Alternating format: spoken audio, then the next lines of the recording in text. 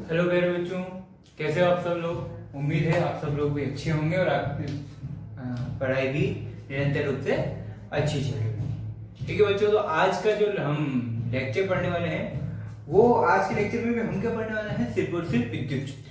यानी कि आने वाले कुछ लेक्चर तक बात किसकी करेंगे, हम सिर्फ विद्युत क्षेत्र के बारे में। किसके बारे में बात करेंगे बच्चों, ओनली विद्युत क्षेत्र के बारे में ही हम चर्चा करने वाले हैं कि किस तरीके से विद्युत क्षेत्र होता क्या है, किस तरीके से विद्युत क्षेत्र काम करेगा। ठीक है बच्चों, कि विद्युत क्षेत्र के बारे में क्या क्या बातें होंगी वो सारी बात हम करने वाले हैं। इससे प्रीवियस लेक्चर में हमने क्या देखा था, हमने जाना था सिर्फ और सिर्फ विद्युत क्षेत्र के बारे में परिभाषा तथा विद्युत क्षेत्र की तीव्रता के बारे में। किसके बारे में, विद्युत क्षेत्र की परिभाषा तथा विद्युत क्षेत्र की तीव्रता के बारे में हमने जाना था। और विद्युत क्षेत्र की तीव्रता के लिए हमने एक फॉर्मूला सूत्र निकाला, वो था E = F/Q0। और Q0 क्या था, यहाँ पे Q0 क्या था, एक बिंदु आवेश। क्या यही बात थी? बिल्कुल सही, यही बात थी। तो जी इस फॉर्मूले का मैंने आपको लास्ट में आते आते एक बात बताई थी प्रीवियस लेक्चर में। इससे पहले वाले लेक्चर में मैंने बोला था कि जो विद्युत क्षेत्र की तीव्रता है E, ये क्या है, एक सदिश राशि है। क्या है, एक सदिश राशि है। तो सदिश राशि है तो इसकी दिशा कैसी होगी कि सर जिधर फोर्स जाएगा, जिधर विद्युत बल जाएगा, उसके पीछे पीछे विद्युत क्षेत्र की तीव्रता भी जाएगी। जहां विद्युत बल जाएगा वहां विद्युत क्षेत्र की तीव्रता भी जाएगी। बोले तो कि जिस दिशा में विद्युत बल लग रहा है उसी दिशा में विद्युत क्षेत्र की तीव्रता भी होगी, यानी कि उसकी तीव्रता भी आपको, तीव्रता की दिशा भी आपको मिलेगी। अब बच्चों मैं बात करता हूं इसके सदिश निरूपण की। किसकी? सदिश निरूपण। किसका? विद्युत क्षेत्र की तीव्रता का। विद्युत क्षेत्र की तीव्रता का सदिश निरूपण। अच्छा बच्चों, इसी से रिलेटेड, इसी टॉपिक से रिलेटेड एक टॉपिक हमने कूलॉम के नियम में भी पढ़ा था। सर क्या? कि स्थिर विद्युत की बल का सदिश निरूपण। क्या पढ़ा था? स्थिर विद्युत की बल का सदिश निरूपण। तो जो काम हमने बल के लिए किया था प्रीवियस लेक्चर में, वही काम हम यहाँ किसके लिए करेंगे, विद्युत क्षेत्र की तीव्रता के लिए। किसके लिए करेंगे बच्चों? विद्युत क्षेत्र की तीव्रता के लिए। तो बात करते हैं, ऐसे लिख देता हूं बच्चों में डायरेक्टली E वेक्टर। ये तो पता है ना, विद्युत क्षेत्र की तीव्रता का सदिश निरूपण। सदिश निरूपण, ठीक है भाई, हो जाएगा, बिल्कुल हो जाएगा। कैसे करेंगे सर? सिर्फ और सिर्फ मुझे क्या चाहिए, विस्थापन सदिश चाहिए। इसका क्या चाहिए, विस्थापन सदिश, यानी कि डिस्टेंस चाहिए, डिस्प्लेसमेंट चाहिए। मान लो ये यहां पर एक बड़ा चार्ज रखा हुआ है प्लस, ठीक है, और इससे कुछ दूरी पर एक चार्ज रखा हुआ है Q0 आवेश, ठीक है। इन दोनों के बीच की जो दूरी है वो R सदिश, R वेक्टर। अब मान लो मुझे इस बिंदु पर क्या निकालनी है, इसका स्थिति सदिश। Q0 आवेश पर इस प्लस Q आवेश के, इस बड़े आवेश के लिए प्लस Q आवेश के कारण क्या निकालनी है, यहां पर विद्युत सदिश निकालनी है P बिंदु पर। ये मान लेता हूं A बिंदु पर मुझे क्या निकालनी है, विद्युत क्षेत्र की तीव्रता निकालनी है। क्या निकालनी है? विद्युत क्षेत्र की तीव्रता। तो बच्चों अगर मैग्नीट्यूड की बात करूं तो आप सीधा सीधा ये लिखते हो, क्या, E = KQ/R²। ये लिखते थे, E = KQ/R², क्योंकि बिंदु आवेश को मैं क्या कर रहा हूं, बिंदु आवेश पर विद्युत क्षेत्र की तीव्रता निकाल रहा हूं। क्या कर रहा हूं बच्चों, मैं बिंदु आवेश पर विद्युत क्षेत्र की तीव्रता, इसी से गिवन होगी बिल्कुल। ये तो क्या हुआ इसका मैग्नीट्यूड, ये तो क्या हुआ इसका परिमाण हो गया, ये तो क्या हुआ इसका परिमाण हो गया। क्या मुझे दिशा भी चाहिए? बिल्कुल दिशा भी चाहिए। तो दिशा किससे दी जाएगी, इकाई सदिश। इकाई सदिश किसका? विस्थापन सदिश का इकाई सदिश। तो ये क्या होगी, इसकी सदिश निरूपण हो गया। ये क्या हो गया, E वेक्टर। ये क्या हो गया इसका E वेक्टर। सिंपल सी बात है। जो काम मैंने इसको ज्यादा इसलिए रिपीट नहीं किया क्योंकि ये चीज हम कहां पढ़ चुके हैं, स्थिर विद्युत की बल में। कहां पढ़ चुके हैं बच्चों? स्थिर विद्युत की बल में ये चीज पढ़ चुके हैं। तो बच्चों ये चीज हम कहां पढ़ चुके थे पहले, स्थिर विद्युत की बल के लिए। उसका भी सदिश निरूपण किया मैंने। वहां पर क्या क्या आया था, KQ1Q2/R² लिखा, फिर वहां पे R कैप भी लिखा था। R कैप की वैल्यू निकालना सिखाया था मैंने, याद हो तो। इकाई सदिश का मैग्नीट्यूड क्या होगा, इकाई सदिश की जगह पर ऐसा लिखा था आर वेक्टर अपॉन आर का मैग्नीट्यूड, ऐसा लिखा था इस इकाई सदिश की जगह पे, है ना।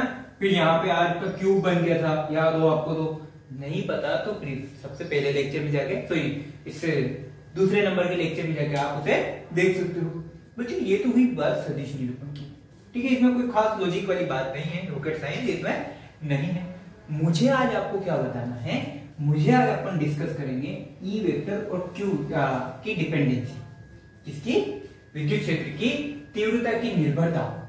क्या बात कर रहे हैं अपन, ई वेक्टर की निर्भरता, ठीक है। सर ये क्या चीज हुई भाई, ये क्या चीज हुई, कहने का मतलब ठीक है कि ई वेक्टर जो है किस किस पे डिपेंड कर रहा है। सुनना मत को, क्या ई वेक्टर आपके बड़े वाले कूलम यानी जिसके कारण आप विद्युत क्षेत्र निकाल रहे हो, क्या उस पर डिपेंड कर रहा है, बिल्कुल कर रहा है। सर अगर मैं आपको बोलता हूं एक कूलम का आवेश लिया और दूसरी तरफ मैंने लिया 10 कूलम का आवेश, एक तरफ क्या लिया बच्चों मैंने, एक कूलम का आवेश, और दूसरी तरफ क्या लिया, 10 कूलम का आवेश। सिंपल सी बात है, आंखें मीच के बताओ कि किसके कारण विद्युत क्षेत्र ज्यादा होगा। इन दोनों में से मान लो ये Q2 मान लिया, ये Q1 मान लिया, इसका विद्युत क्षेत्र E1 हो गया, इसका विद्युत क्षेत्र क्या हो गया, E2 हो गया। अच्छा बताओ कौन ज्यादा, इन दोनों में से कौन सा विद्युत क्षेत्र ज्यादा होगा, कहां पर विद्युत क्षेत्र की तीव्रता का मान ज्यादा होगा, E1 पर या E2 पर। तो आप क्या बोलोगे, सर E2 पर ज्यादा होगा, E1 पर कम होगा। E2 पर तो ज्यादा होगा और E1 पर कम होगा। अच्छा ये कैसे पता चला, क्या मैंने आपको डिस्टेंस दी, नहीं, मैंने आपको क्या दिया, ओनली कूलम का मान दिया कि कितने कूलम आवेश में यहां पर ले रहा हूं। तो आपने क्या देखा कि जितना ज्यादा कूलम है या जितना ज्यादा आवेश है उसकी विद्युत क्षेत्र की तीव्रता भी उतनी ही ज्यादा होगी। यानी कि जैसे जैसे मैं आवेश का मान बढ़ाता जा रहा हूं, बड़ा आवेश लेकर आ रहा हूं, वैसे वैसे उसकी विद्युत क्षेत्र की तीव्रता भी बढ़ रही है। यानी कि जैसे पहले 1 कूलम था तो विद्युत क्षेत्र की तीव्रता कम थी, जैसे उसकी जगह मैंने 10 कूलम का आवेश लेके आया उसकी विद्युत क्षेत्र की तीव्रता बढ़ गई। तो कुल मिला के मैं इसको ऐसे लिख सकता हूं कि विद्युत क्षेत्र की तीव्रता किस पर निर्भर करेगी, कूलम पर भी निर्भर करेगी। यानी कि बच्चों अगर मैं आपसे बोलूं कि मुझे क्या करना है, मुझे इन दोनों के बीच में ग्राफ बनाना है। क्या बनाना है, इन दोनों के बीच में ग्राफ बनाना है। चल मान लो यहां आवेश का मान ले लिया मैंने, यहां ले लिया विद्युत क्षेत्र की तीव्रता। अच्छा अब बताओ जरा इन दोनों के बीच में ग्राफ कैसा आएगा। सर जैसे जैसे कूलम बढ़ा रहे हो, आवेश का मान बढ़ा रहे हो, वैसे वैसे क्या विद्युत क्षेत्र की तीव्रता बढ़ रही है, बिल्कुल बढ़ रही है। तो क्या ये ऐसे स्ट्रेट लाइन है, स्ट्रेट लाइन का मान, इसका मतलब क्या हुआ, ये कैसी आई, धनात्मक ढाल की सरल रेखा। इसे क्या बोलते हैं, यह आपने 11th क्लास में मोशन चैप्टर में बहुत पढ़ा है, गतिकी में ग्राफ निकालना, ठीक है। फिर कोई बात नहीं। सो ये ग्राफ कैसा आया, इसमें धनात्मक ढाल की सरल रेखा। यानी कि जैसे जैसे मैं आवेश का मान बढ़ाता जा रहा हूं वैसे वैसे विद्युत क्षेत्र की तीव्रता भी बढ़ती जा रही है। देखो पहले मान लो 1 कूलम आवेश था, उसका विद्युत क्षेत्र हो गया 10, ठीक है। मान लो 10 कूलम आवेश हो गया तो उसका और बढ़ के कितना हो गया 100। ये तो अगर इस तरीके से मैं आगे भी वैल्यू पुट करता रहूंगा तो मुझे क्या मिलेगी, एक सरल रेखा मिलेगी। क्या मिलेगी, एक सरल रेखा। अच्छा क्यू पे तो डिपेंड है, क्या साथ ही साथ ये दूरी पर भी निर्भर कर रहा है, आवेशों के मध्य की दूरी पर भी निर्भर कर रहा है, बिल्कुल कर रहा है सर। यानी कि E is directly proportional to 1/r²। E is directly proportional to 1/r²। इसका मतलब अगर मैं दूरी और विद्युत क्षेत्र की तीव्रता के मध्य ग्राफ बनाऊं तो कैसा आना चाहिए वो देखा जाते हैं। पहले इस चीज को थोड़ा सा इंपॉर्टेंट है, क्यों इंपॉर्टेंट है उससे रिलेटेड क्वेश्चंस में कुछ आगे करवाने वाला हूं। इस टॉपिक के लास्ट में मैं उससे कंपटीशन से रिलेटेड क्वेश्चन करवाऊंगा, ठीक है। वो भी यहां नहीं करा सकता क्योंकि बोर्ड का कंटेंट चल रहा है, ठीक है। तो बच्चों बताओ कि E is inversely proportional to 1/r²। Sorry A is inversely proportional to R square, यानी कि आर स्क्वायर की क्या है व्युत्क्रमानुपाती है, आर स्क्वायर के व्युत्क्रमानुपाती है। ये चीज अपन ने पहले भी काफी बार डिस्कस कर चुके हैं, ये चीज हम व्युत्क्रमानुपाती की चीज पहले भी कूलाम के नियम में, फिर वापस विद्युत क्षेत्र की तीव्रता में भी काफी डिस्कस कर चुके हैं। अब मुझे बताओ कि जैसे जैसे आर बढ़ेगा, जैसे जैसे दूरी बढ़ेगी, क्या विद्युत क्षेत्र की तीव्रता कम होगी? ये तो बिल्कुल सही। कैसे पता? इससे प्रीवियस लेक्चर में जब मैंने आपको बताया था इस तरीके से ग्राफ प्लॉट करके, सुना बात को याद कर। ऐसा कोई तेने विद्युत क्षेत्र बनाया था, यहां पर एक आवेश रखा था। अब उस आवेश को तूने, उस बिंदु आवेश को इस विद्युत क्षेत्र में एंटर करवाया था, है ना। यहां पर एक 4th पॉइंट लिया, यहां पर 3rd लिया, यहां पर 2 पॉइंट लिया, ऐसे तूने पॉइंट लिए थे, याद हो तुझे तो। अब जैसे जैसे तू इस आवेश को अंदर लेकर आ रहा था, क्या तेरा विद्युत क्षेत्र का मान बढ़ रहा था? बिल्कुल बढ़ रहा था। और जैसे जैसे दूर लेके जा रहा था, क्या विद्युत क्षेत्र का मान घट रहा था? यानी कि 4 पे कम था, क्योंकि चौथा जो 4th नंबर का जो पॉइंट है, ये क्या है, थोड़ा दूर है। और सेकंड वाले पॉइंट पे विद्युत क्षेत्र का मान बहुत ज्यादा था। क्यों? क्योंकि जो सेकंड वाला पॉइंट है, ये विद्युत क्षेत्र का ये जो है पास में था, यानी कि इसके बीच की दूरी कम थी, यानी कि दूरी कम थी तो विद्युत क्षेत्र बहुत ज्यादा, और दूरी ज्यादा थी तो विद्युत क्षेत्र कम। और सिंपल सी बात है भाई कि अगर जितनी ज्यादा डिस्टेंस बढ़ेगी तो अपना इफेक्ट क्या होगा, अपना जो विद्युत क्षेत्र है वो क्या करेगा, अपना जो प्रभाव है वो कम लगाएगा या ज्यादा लगाएगा? दूरी बढ़ने के साथ साथ जैसे जैसे दूरी बढ़ती जाएगी तो किसी भी आवेश का जो प्रभाव है वो ऑटोमेटिकली कम होता जाएगा। तो वही काम है, तो दूरी बढ़ेगी तो विद्युत क्षेत्र का मान ऑटोमेटिकली क्या होगा, कम होगा। अब बच्चों कम तो होगा, लेकिन यहां कैसे कम होगा, स्क्वायर की फॉर्म में। यहां कैसे कम होगा, स्क्वायर की फॉर्म में। यानी कि सपोज अगर आपने डिस्टेंस को, यानी कि इनकी दूरी को दुगना कर दिया, पहले 10 मीटर थी, अब कितना कर दिया, 20 मीटर। पहले 10 मीटर थी और अब कितना कर दिया, 20 मीटर। तो जो विद्युत क्षेत्र है वो घटेगा, तो विद्युत क्षेत्र घटेगा, लेकिन कितना घटेगा, पहले से 4 गुना कम हो जाएगा, पहले से 4 गुना कम हो जाएगा। अगर आप तिगुनी कर देते हो, पहले कितनी थी 10, अब कितनी कर दी 30 कर दी, तो कितना कर दिया आपने, दूरी को बढ़ा के 3 गुना, तो जो विद्युत क्षेत्र है वो घट के कितना हो जाएगा, 1/9 हो जाएगा, 1/9, यानी कि पहले का 9वां भाग हो जाएगा। इस तरीके से, यानी कि कैसे हो रहा है, स्क्वायर है यहां पे, दूरी का व्युत्क्रमानुपाती नहीं, दूरी के वर्ग का व्युत्क्रमानुपाती है, दूरी के वर्ग का व्युत्क्रमानुपाती। इससे रिलेटेड एक क्वेश्चन मैं आपको करके बता देता हूं, उसको हम समझ भी लेंगे बच्चों। ये चीज तो क्लियर होगी, फिर भी मैं आपको ये 4 कैसे है 9 कैसे है वो बता देता हूं। सपोज पहले डिस्टेंस थी आर को कितना कर दिया, 2r कर दिया, ठीक है, या 2r के लिए 3r कर दो, 3r कर दिया। तो बताओ कि नया जो विद्युत क्षेत्र है वो कितना हो जाएगा, नया जो विद्युत क्षेत्र है वो कितना हो जाएगा, सोचो। R1 मैं ऐसा कर लेता हूं, E और E डैश, E और E डैश, E बराबर है 1/r² के, तो E डैश क्या होगा, 1/, इसको ऐसे कर लेता हूं 1/r², और इसको कर लेता हूं 1/r डैश का स्क्वायर, ठीक है। इन दोनों को सोल्व करूंगा तो क्या होगा, ये r डैश ऊपर चला जाएगा और ये r² नीचे आ जाएगा। सो अब इसको और यहां पे सोल्व करते हैं,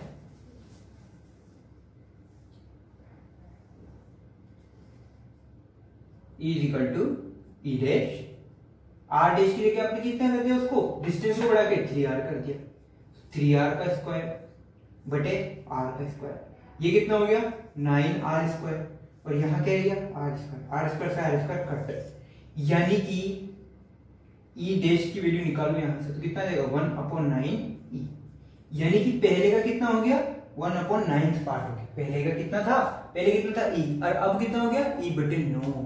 पहले कितना था, मान लो पहले 10 था, E की वैल्यू पहले 10 थी, तो अब कितनी हो जाएगी, नई वैल्यू 10/9, यानी कि 1 पॉइंट समथिंग। यानी कि जो विद्युत क्षेत्र घटेगा वो कितना घटेगा, दूरी वर्ग के, दूरी के वर्ग के अनुसार घटेगा। अगर डबल है तो 1/4 हो जाएगा, ट्रिपल है तो 1/9 हो जाएगा। दूरी को मैं 4 गुना कर देता तो कितना हो जाता, 1/16 बनता। ठीक है, इस तरीके से। तो बच्चों अगर मैं आपको कहूं कि मुझे विद्युत क्षेत्र की तीव्रता 0 करनी है, मुझे विद्युत क्षेत्र की तीव्रता 0 करनी है, क्या कभी 0 हो पाएगी? और अगर होगी तो कहां होगी? मुझे क्या करना है, विद्युत क्षेत्र की तीव्रता का मान 0 करना है। मुझे क्या करना है, विद्युत क्षेत्र की तीव्रता का मान, विद्युत क्षेत्र की तीव्रता का मान किसके बराबर करना है, 0 के बराबर। क्या हो पाएगा? और अगर होगा तो क्या कब होगा? अब देखो यहां फॉर्मूले में k कभी 0 नहीं हो सकता, क्योंकि k की वैल्यू तो फिक्स है 9 × 10⁹। आवेश, हाँ आवेश जो है वो 0 हो सकता है, यानी कि आवेश अगर 0 कर दूं, q बराबर 0 रखो तो e की वैल्यू सोल्व कर आराम से 0 आनी है। आवेश का मान अगर 0 हो जाएगा तो e की वैल्यू कितनी आएगी, 0 आएगी। लेकिन ऐसा सोच कि अगर आवेश का मान 0, इसका मतलब वहां पर कोई आवेश उपलब्ध ही नहीं है, और अगर कोई आवेश उपलब्ध नहीं है तो विद्युत क्षेत्र की गणना करने को क्यों बोला? यानी कि q को तो तू 0 नहीं कर सकता। हाँ एक काम और है, क्या कि अगर इस दूरी को अनंत कर दे, दूरी को अनंत कर दे, यानी कि r ∞ कर देते हैं, r ∞। जरा पुट करके देख, E = k q/r²। इसको मैं छोड़ देता हूं थोड़ी देर के लिए। kq r² की जगह अनंत का स्क्वायर। अब अनंत का स्क्वायर भी क्या होता है, अनंत ही होता है। और अगर अनंत का स्क्वायर अनंत है और a = kq/अनंत, तो ये अनंत एक अगर किसी के बटे में है, यानी कि 1/अनंत कितना होता है, 1/अनंत कितना होता है, 0। यानी कि आपका विद्युत क्षेत्र 0 हो सकता है कब, अनंत पे जाके। कब, अनंत पर जाके। यानी कि अगर मान लो मैंने यहाँ पर कोई आवेश लिया, जैसे मान लो ये अगर आवेश है +q, तो इसके कारण विद्युत क्षेत्र 0 कहां होगा, तो अनंत पर होगा। इससे अनंत दूरी पर जाकर वो विद्युत क्षेत्र क्या होगा, 0 होगा। हाँ ऐसा नहीं है कि कम, आप तो कहते हो सर कि यहां पर थोड़ी दूर बाद इसका क्षेत्र खत्म हो गया, यानी कि अगर मैं यहां पर किसी बिंदु आवेश को रखूं तो इस बिंदु आवेश पर इस +q आवेश का कोई प्रभाव ही नहीं होगा। और अगर प्रभाव नहीं होगा तो इसका मतलब यहाँ पर तो इसका विद्युत क्षेत्र है ही नहीं। विद्युत क्षेत्र है पर वो बहुत अल्पतम है, बिल्कुल नाम के बराबर है। ठीक है, विद्युत क्षेत्र तो है हर जगह, हर एक आवेश का अपना विद्युत क्षेत्र होता है, लेकिन वो निर्भर किस पर करता है, दूरी पर। और हर आवेश का जो विद्युत क्षेत्र 0 हो सकता है, लेकिन कहां होगा, वो अनंत पर जाकर। कहां होगा बच्चा, अनंत पे जाके। यानी कि अगर मैं इन दोनों के बीच में ग्राफ प्लॉट करूं तो कुछ इस तरीके से आता है, इस तरीके से। अब ये वाला ग्राफ अगर इसको टच कर जाए, इस वाली एक्सिस को ऐसे, इसका मतलब क्या हुआ कि अनंत जो विद्युत क्षेत्र है वो क्या होगी, इस बिंदु पर विद्युत क्षेत्र 0 हो गया। इस बिंदु पर विद्युत क्षेत्र क्या हो गया, 0। लेकिन प्रैक्टिकली ऐसा पॉसिबल नहीं है, सोल्व किया हमने। तो अब ये प्रैक्टिकल कब पॉसिबल है, जब आप दूरी को कहां ले जाओ, अनंत पर ले जाओ, दूरी को अनंत पर ले जाओ। तो यानी कि ये कहां मिलेगा, अनंत पे जाके मिलेगा। यानी कि ये ग्राफ इस एक्सिस से कब मिलेगा, अनंत पे जाके। ठीक है, तो ये दोनों ग्राफ आप बनाओ और आप एक चीज देख लेना कि विद्युत क्षेत्र की तीव्रता 0 कब होगी, जब दूरी कितनी हो, अनंत। ठीक है, ये दोनों ग्राफ कॉपी कीजिए। आगे बढ़ते हैं।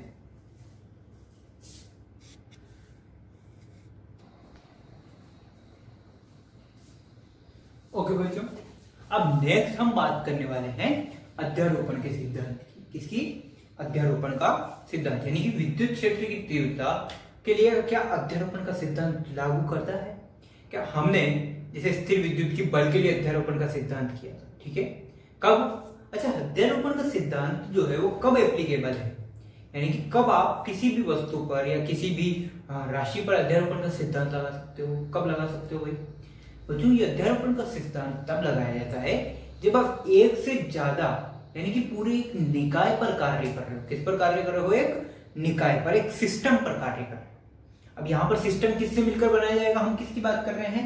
मैंने आपको पहले ही बताया था कि पूरे चैप्टर में किसकी बात की जाएगी, आवेशों की। किसकी बात की जाएगी बच्चों, आवेशों की बात की जाएगी। और अगर आवेशों की बात की जाएगी तो इसका मतलब किसका निकाय होना चाहिए, किसका सिस्टम मुझे बनाना है, आवेशों का। अब जो आवेशों का सिस्टम बनाने के लिए मुझे 2 या 2 से अधिक आवेशों की आवश्यकता होगी। मुझे कितने चार्ज चाहिए? 2 या 2 से ज्यादा चार्ज। अब अगर मेरे पास 2 या 2 से ज्यादा चार्ज आ गए तो मैं क्या बोलूंगा? उसे एक आवेशों का निकाय, एक आवेशों का निकाय। तो कुछ बुक्स में तो इसे टॉपिक को नाम दिया गया है आवेशों का निकाय, यानी सिस्टम ऑफ चार्जेस।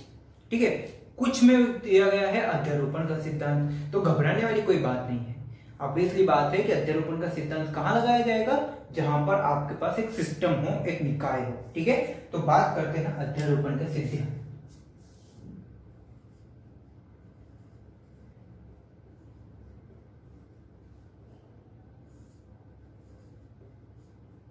इंग्लिश में क्या बोलते हैं? सुपरपोजिशन। इंग्लिश में क्या बोलते हैं? Superposition law. अच्छा ठीक है भाई, जो हमने पहले कहां अप्लाई किया था इसे? स्थिर विद्युत की बल के लिए। किसके लिए अप्लाई किया था इसे? स्थिर विद्युत की बल के लिए। यानी कि आपको याद होगा, मैं किसी एक आवेश पर 2 या 2 से अधिक आवेशों के कारण लगाए गए बल का कुल परिमाण ज्ञात करना था। याद है? फिर मैंने आपसे उससे लास्ट में रिलेटेड कुछ एक आधा क्वेश्चन भी करवाया था। अब सेम काम आपको किसके लिए करना है? विद्युत क्षेत्र की तीव्रता के लिए। यानी कि जो काम मैं बल के लिए कर रहा हूं, क्या सेम काम मैं किसके लिए कर सकता हूं? विद्युत क्षेत्र की तीव्रता के लिए। यानी कि जो काम मैं बल के लिए कर रहा हूं या करने वाला हूं, वो सब काम मैं किसके लिए कर सकता हूं? विद्युत क्षेत्र की तीव्रता के लिए। मान लो बच्चों, सुना बात को ईमानदारी से, कि यहां पर बहुत सारे चार्ज आपके पास रखे हुए हैं। ये Q1, Q2, Q3, यहां कहीं रखा हुआ है Q4, ठीक है, यहां पे कहीं पे रखा हुआ है Q5 और एक चार्ज यहां पे रख देता हूं Q6। ठीक है बच्चों, अब इसी आवेश को पकड़ लेता हूं। कौन सा आवेश को? Q1 आवेश को। अब बच्चों मैंने क्या बोला आपको कि इस Q1 आवेश पर क्या ये सभी बल लगा रहे होंगे? बिल्कुल लगा रहे होंगे। ये लगा रहा है 2 वाला, 3 वाला आवेश लगा रहा है, 4 वाला आवेश भी बल लगा रहा होगा, 5 वाला आवेश भी बल लगा रहा होगा, 6 वाला आवेश भी इस पर बराबर तरीके से बल लगा रहा होगा।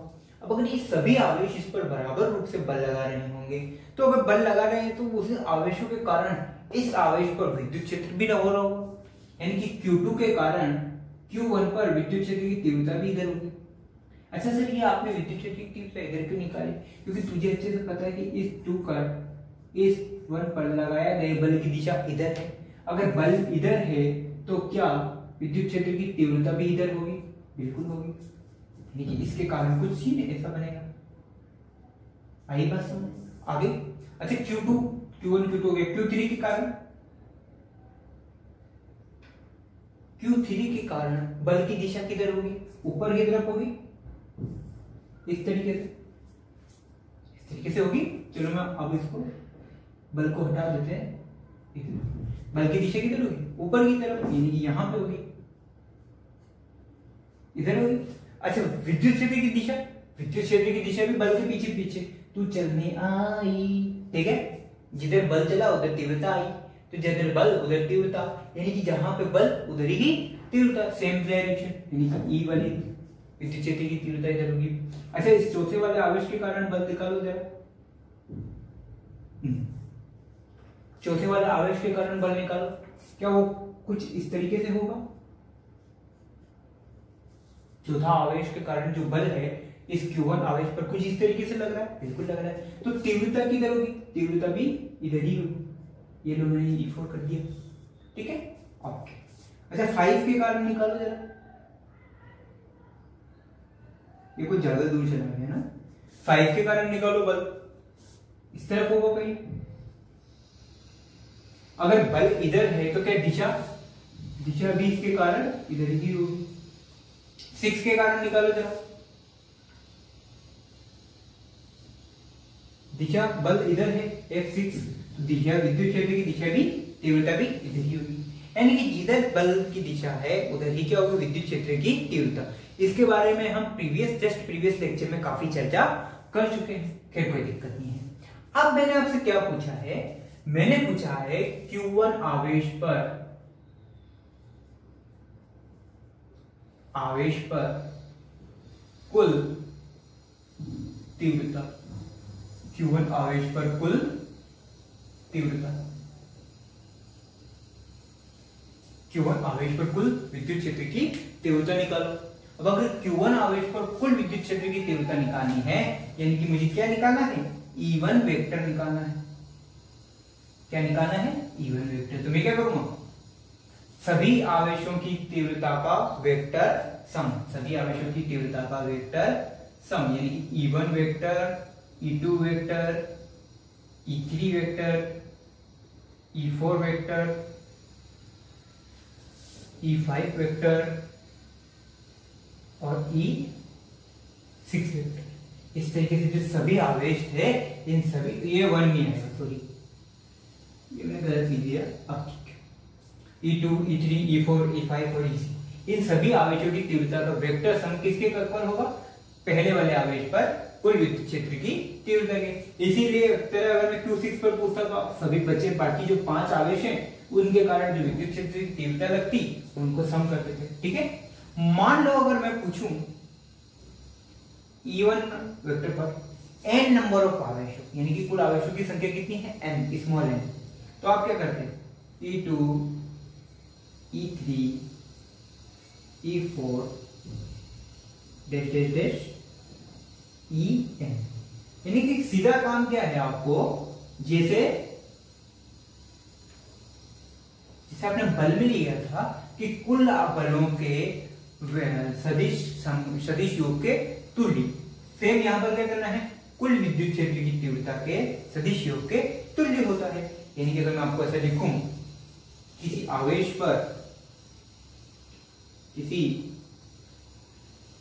पर कुल विद्युत क्षेत्र की तीव्रता, किसी आवेश पर कुल विद्युत क्षेत्र की तीव्रता, विद्युत क्षेत्र की तीव्रता शेष बचे हुए, यानी कि शेष जितने भी बचे, इसको छोड़ दो, बाकी जितने भी बचे हुए हैं, शेष सभी आवेशों के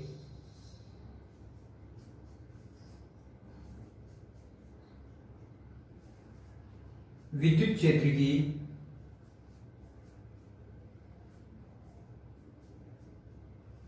तीव्रता के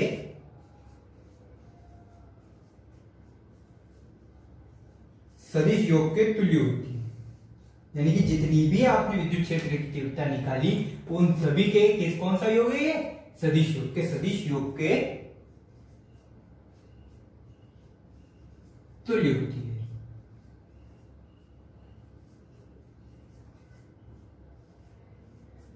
ठीक है बच्चों, यानी कि अगर मैं Q1 आवेश पर मैंने आपसे पूछा कि विद्युत क्षेत्र की तीव्रता क्या है, तो आप क्या बोलोगे, बाकी जो जितने भी बचे हुए आवेश जैसे Q2, Q3, Q4, Q5, Q6, इन सभी आवेशों के कारण जो विद्युत क्षेत्र की तीव्रता लगी, जैसे E2, E3, E4, E5, E6, उन सभी विद्युत क्षेत्र की तीव्रताओं के वेक्टर सम, यानी कि सदिश योग के तुल्य होती है।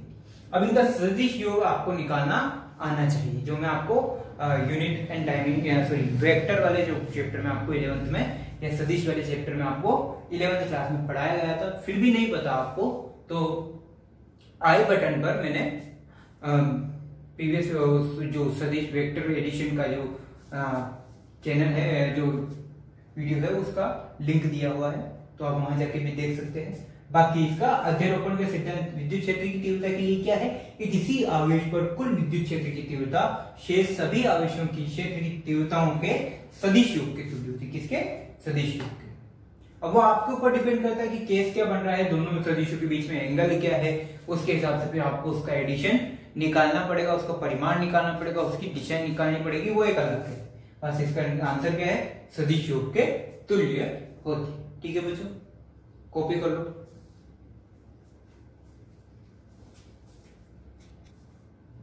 ओके बच्चों, इससे रिलेटेड एक छोटा सा क्वेश्चन भी कर लेते हैं साथ में। फिर एक नया कंसेप्ट मैं आपको सिखाने वाला हूं, उस कंसेप्ट के बाद हम आएंगे इस टॉपिक के कुछ इंपॉर्टेंट क्वेश्चंस पर। ठीक है, तो बच्चों अगर मैं आपको आवेश का मान दे दूं तो क्या आप उससे रिलेटेड विद्युत क्षेत्र की तीव्रता निकाल सकते हो? बिल्कुल निकाल सकते हैं सर, क्यों नहीं निकालेंगे आप बोलोगे तो। ठीक है, मान लो बच्चों आपको दिया हुआ है 2 माइक्रोकूलम का आवेश, कितना, 2 माइक्रोकूलम का आवेश और आपको निकालनी है उसकी दूरी 3 मीटर। ठीक है, आवेश दे दिया, दूरी दे दी, क्या आप विद्युत क्षेत्र की तीव्रता निकाल सकते हो? बिल्कुल निकाली जा सकती है। सिर्फ मान निकालना है, दिशा विषय से कोई मतलब नहीं है। KQ/R। अच्छा, दिशा से कोई मतलब कैसे नहीं है? क्योंकि बच्चों मुझे अच्छे से पता है इसकी दिशा क्या होगी, जिधर बल की दिशा लग रही है, जिधर बल की दिशा लग रही है। ठीक है, तो मुझे इतना दिशा पर अभी ध्यान नहीं देना है। दिशा पर ध्यान कहाँ देना है? जब मैं विभव विभवांतर की बात करूंगा तब हमें दिशा पर हर एक बारीकी पर ध्यान देना पड़ेगा। चलो फिर बात करते हैं इसकी। K की जगह क्या रखोगे? 9 × 10⁹। ये कहां से आया भाई? इसकी वैल्यू स्टैंडर्ड है, K की वैल्यू स्टैंडर्ड है। आवेश का मान, अच्छा 2 रखूं ये 2 × 10⁻⁶। 2 रखूं ये 2 × 10⁻⁶, 2 × 10⁻⁶, क्योंकि आपको ये वैल्यू किस में दी हुई है? माइक्रोकूलम में। किस में दी हुई है? माइक्रोकूलम में। और आपको किस में रखनी है? कूलम में। तो हम क्या रखेंगे यहाँ पे? 2 × 10⁻⁶। ये होगा K, ये Q/R²। R² की जगह क्या रख दो? 3 का स्क्वायर। 3 का स्क्वायर 9। इसको सोल्व कर लो, सिंपल। 9 × 10⁹ × 2 × 10⁻⁶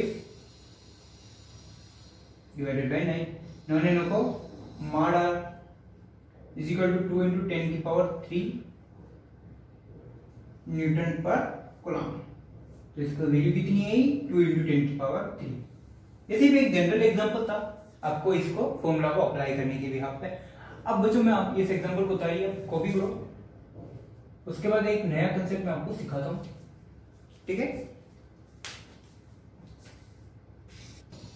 ओके बच्चों, मैंने लास्ट लेक्चर में आपको एक लाइन लिखवाई थी कि अगर किसी विद्युत क्षेत्र में, किसी विद्युत क्षेत्र E में मैं किसी अन्य आवेश Q को रखूं, किसी अन्य आवेश Q को रखूं, तो इस Q पर लगने वाला बल, इस Q पर लगने वाला बल किसके तुल्य होता है? Q × E vector. किसके इक्वल होगा? Q × E। ये चीज लिखवाई थी, याद है? हाँ, ये तो लिखवाई थी, याद है। अब बच्चों, क्या ये बिंदु आवेश के लिए है? बिल्कुल है। क्या ये बिंदु आवेश से किसी अन्य बड़े आवेश के लिए भी माना जा सकता है? बिल्कुल माना जा सकता है। यानी कि ये वाला जो बल है ये आप बिंदु आवेश के लिए भी अप्लाई कर सकते हो और बिंदु आवेश से काफी बड़े आवेशों के लिए भी ये अप्लाई कर सकते हो, बशर्ते वो आवेश कहाँ होना चाहिए? उस विद्युत क्षेत्र में होना चाहिए। और जो कूलम का नियम था वो किस पर लागू होता था? ओनली वो कूलम का नियम सिर्फ और सिर्फ बिंदु आवेशों की बात करता था। फिर कोई बात नहीं। अच्छा बच्चों, ये तो हुई विद्युत क्षेत्र पर, विद्युत क्षेत्र में किसी आवेश पर बल। ठीक है, ओके बात। अगर मान लो मैं इस आवेश का द्रव्यमान, अगर आवेश का द्रव्यमान, आवेश का द्रव्यमान मान लेते हैं स्मॉल m, और मान लो, अब ओब्वियसली बात है, अगर इस विद्युत क्षेत्र में मैं आवेश को लेकर आऊंगा तो ये चुपचाप तो बैठने वाला नहीं है, ये गति करेगा, और अगर गति करेगा तो इसका कुछ ना कुछ त्वरण तो होगा। मान लो इसका त्वरण है स्मॉल, त्वरण क्या है? Small a। त्वरण क्या है? Small a। तो जो लगने वाला बल है, तो जो लगने वाला बल है, तो लगने वाला बल किसके इक्वल होगा? सिंपल सा फॉर्मूला न्यूटन का, F = m × a। F = m × a। F = m × a। ये बात बिल्कुल। अच्छा, इसी आवेश पर m × a बल भी लग रहा है और उसी आवेश पर q × E बल भी लग रहा है, तो क्या इन दोनों को आपस में बराबर पुट कर दूं? इन दोनों समीकरणों से इन दोनों को आपस में क्या करें? बराबर पुट कर दो। तो q × E = m × a। q × E = m × a। तो यहां से आएगा एक्सेलरेशन ऑफ आवेश या charge QE by small m, यानी कि किसी आवेश को,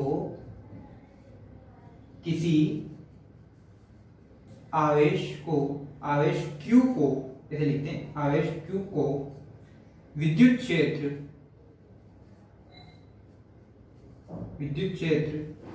E में रखने पर वह A is equal to QE upon small m त्वरण के साथ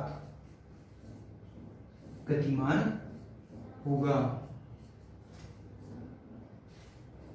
त्वरण के साथ में गतिमान होगा। आई बात समझ में? यानी कि अगर इस तरीके से किसी विद्युत क्षेत्र में मैं किसी अन्य आवेश Q को लेकर आऊं तो Q जो ऑब्वियस सी बात है कि Q जो यहाँ चुपचाप को बैठेगा नहीं, ये Q क्या है, इस विद्युत क्षेत्र के प्रभाव में। अब प्लस है तो अलग तरीके से मूवमेंट करेगा, माइनस है तो वो अलग दिशा में गति करेगा, लेकिन गति जरूर करेगा। और अगर गति करेगा तो उसका कुछ ना कुछ त्वरण तो होगा, और वो त्वरण की वैल्यू क्या है, QE upon small m, QE upon small m।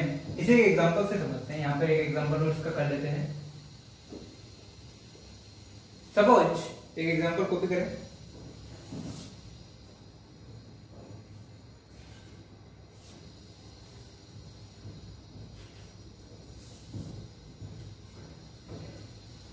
मान लो आपको किसी आवेश पर विद्युत क्षेत्र की तीव्रता दी हुई 100 न्यूटन पर कूलम, ठीक है, और आवेश का मान दिया हुआ है 10 माइक्रोग्राम। आपको निकालना है इस आवेश पर लगने वाला बल। वीडियो पॉज करो, सोल्व करो। आवेश पर लगने वाला बल हो गया। कैसे करोगे? F is equal to Q into E। अभी वेक्टर को छोड़ दो, क्यों? क्योंकि दोनों सेम डायरेक्शन में है, जिधर फोर्स है उधर ही इलेक्ट्रिक फील्ड है, यह विद्युत क्षेत्र है। अब क्या करोगे? F is equal to Q कितना है, 10 माइक्रोकूलम। माइक्रोकूलम के लिए कूलम में कन्वर्ट करूं तो 10 की पावर -6। विद्युत क्षेत्र की तीव्रता 100। सोल्व करो तो आंसर कितना आएगा, 10 की पावर -3 न्यूटन। तो उस आवेश पर कितना बल लग रहा होगा बेटा? अभी 10 की पावर -3 न्यूटन। अल्पतम बल लग रहा है, लेकिन लग तो रहा है बल। ये 10 की पावर -3 बहुत छोटा बल है, मतलब बोले तो इसको और पॉइंट्स में निकालोगे तो कितना आएगा, 0.001 न्यूटन।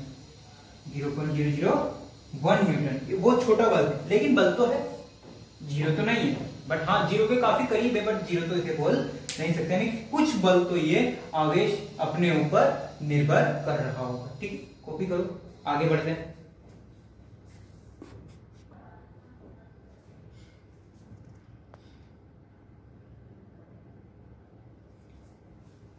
अच्छा, एक इसी से पैटर्न का एक अलग से थोड़ा सा और यूनिक क्वेश्चन करते हैं। मान लो एक नया क्वेश्चन, एक विद्युत क्षेत्र मैंने क्रिएट किया है, ठीक है। यहां पर थोड़ा सा यूनिक काम है। यूनिक काम क्या है? मान लो मैंने क्या किया, विद्युत क्षेत्र क्रिएट किया, बना दिया। अब वहां विद्युत क्षेत्र में मैं लेकर आया एक एल्फा पार्टिकल। किसको लेकर आया? एल्फा कण। ठीक है, एल्फा कण, इंग्लिश में बोल सकते हो एल्फा पार्टिकल लेकर आया। अब मान लो ये इस तरीके से मूवमेंट कर रहा है। दूसरी तरफ मैं एक और चीज लेके आया, वो क्या है? प्रोटॉन। एक और क्या लेके आया? प्रोटॉन।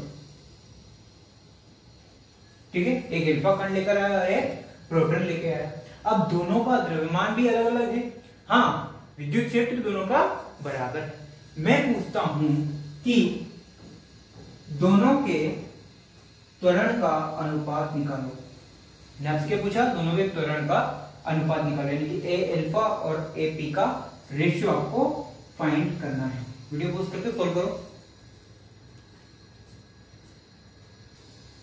ओके, सबसे पहली बात तो आपको इस क्वेश्चन को सोल्व करने के लिए बच्चों क्या क्या जरूरी है?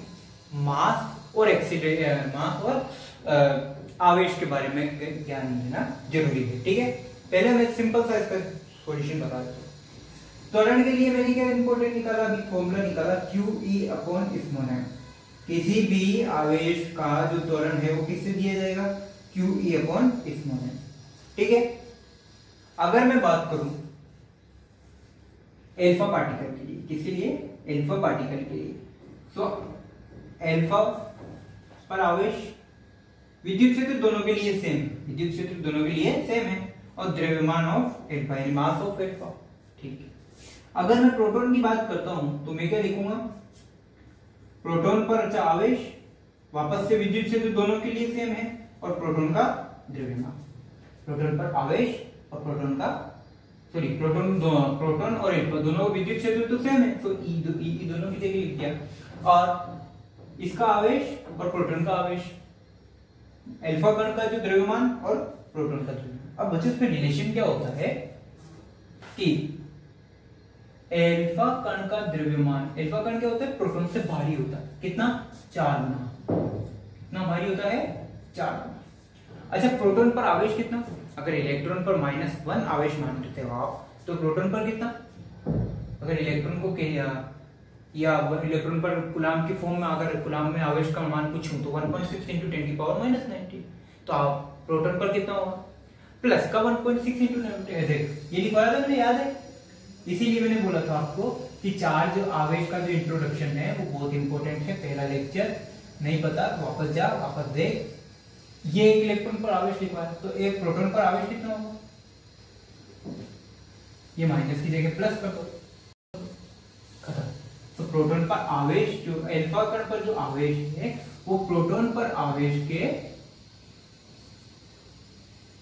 अल्फा कण का जो आवेश है वो प्रोटॉन पर आवेश के दुगने के बराबर, कितना होता है, दुगने के बराबर, यानी कि अल्फा पार्टिकल का जो आवेश है वो कितना होता है, 3.2 × 10⁻⁻90 कूलम प्लस का, ठीक है, ये आपको अंडरस्टूड होना चाहिए, होगी बात।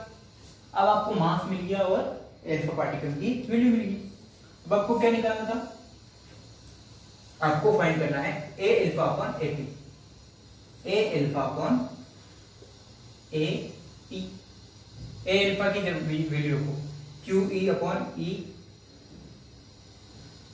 Q alpha E upon M alpha divided by AP की जगह क्या रख दो, ये प्रोटॉन पर आवेश इंटू विद्युत क्षेत्र अपॉन प्रोटॉन का द्रव्यमान। अब यहां से क्या कट हो रहा है, E से E कट, तो A alpha upon AP is equal to Q alpha, ये M अल्फा नीचे आएगा, डॉट QP, और ये मास ऑफ प्रोटॉन ऊपर चला गया, यहां वैल्यू पुट करके देख, सोल्व करो,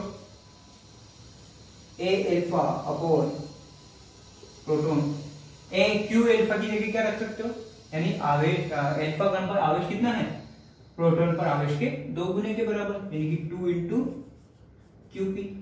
ओके, मास ऑफ प्रोटॉन तो है ही सही। अच्छा, अल्फा कण का द्रव्यमान किसके बराबर है, प्रोटॉन के द्रव्यमान के 4 गुना के बराबर।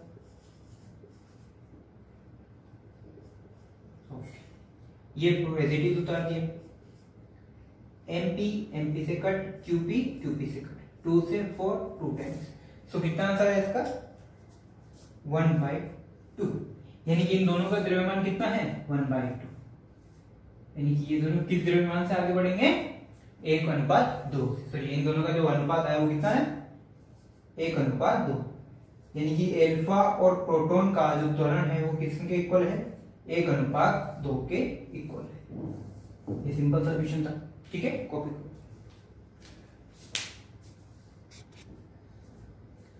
ठीक है बच्चों, अब एक इससे रिलेटेड और वेरिएशन वो क्या कर सकता है, सामने वाला आपको क्वेश्चन में और किस तरीके से उलझा सकता है, आपको बोलेगा एक इलेक्ट्रॉन ले लो और एक क्या ले लो, प्रोटॉन ले लो, एक इलेक्ट्रॉन और एक प्रोटॉन में त्वरण का अनुपात निकालो, बल का अनुपात निकालो, कुछ भी करेगा तो आप आराम से सोल्व कर सकते हो। आपको पता होना चाहिए कि इलेक्ट्रॉन का द्रव्यमान और प्रोटॉन के द्रव्यमान में क्या रिलेशन है, या फिर इलेक्ट्रॉन के आवेश और प्रोटॉन के आवेश में क्या रिलेशन है, कुछ नहीं है, आवेश बराबर है लेकिन एक प्लस है और एक माइनस है। इस तरीके से आपको पता होना चाहिए चीजों का। अगर आपको ये बेसिक नॉलेज है तो आप इस तरीके के क्वेश्चन को इजीली सॉल्व कर सकते हो, ठीक है। अब यहां तक के बाद के जो क्वेश्चन आने वाले हैं वो थोड़ा सा लेवल वाले क्वेश्चन है, तो मैं उन सभी क्वेश्चंस को आपको कराने वाला हूँ। नेक्स्ट लेक्चर में हम वो क्वेश्चन सोल्व करेंगे। उससे पहले थोड़ा सा विद्युत क्षेत्र के बारे में और चर्चा कर लेते हैं, ठीक है। तो चलो मैं इसे बता देता हूँ। तो जो विद्युत क्षेत्र काफी डिफरेंट टाइप्स का होता है। कैसे? अगर बच्चों विद्युत क्षेत्र समान रूप से वितरित है किसी भी आवेश पर, किसी भी सतह पर इस तरीके से मान लो ये एक सतह है, और ये क्या है, समान रूप से आवेश वितरित है। या इस तरीके से मैं छड़ ले लेता हूं, कोई भी धातु की छड़, और इसे आवेशित करूंगा। अगर मैं इसे आवेशित करूंगा तो ये इस पर एक समान रूप से वितरित हो जाएगा। याद है, मैंने ये चीज आपको शायद पहले बताई थी। प्लस ले लो या माइनस ले लो, जो चाहो ले लो, बट क्या होगा, समान रूप से वितरित। जहां आवेश समान रूप से वितरित हो, समान रूप से वितरित हो, उसे बोलते हैं समरूप विद्युत क्षेत्र। उसे क्या बोलते हैं, समरूप विद्युत क्षेत्र या समान विद्युत क्षेत्र। ठीक है, और जहां असमान रूप से वितरित, जैसे मान लो इस तरीके से कोई सर्किट दे दी मैंने, ठीक है, ये ऐसी सर्किट दे दी, क्या यहाँ पर जो आवेश है वो समान रूप से वितरित होगा? नहीं, कहीं पे ज्यादा कहीं पे कम, कहीं पे ज्यादा और कहीं पे कम, समान मतलब असमान रूप से वितरित हो तो उसे बोलते हैं असमान विद्युत क्षेत्र या असमरूप विद्युत क्षेत्र। ठीक है, तो आवेशों के वितरण के आधार पर भी विद्युत क्षेत्र को डिवाइड किया जा सकता है। आवेशों के वितरण के आधार पर भी विद्युत क्षेत्र को डिवाइड किया जा सकता है। अगर समान रूप से आवेश वितरित है तो उसे बोलेंगे समान विद्युत क्षेत्र या समरूप विद्युत क्षेत्र।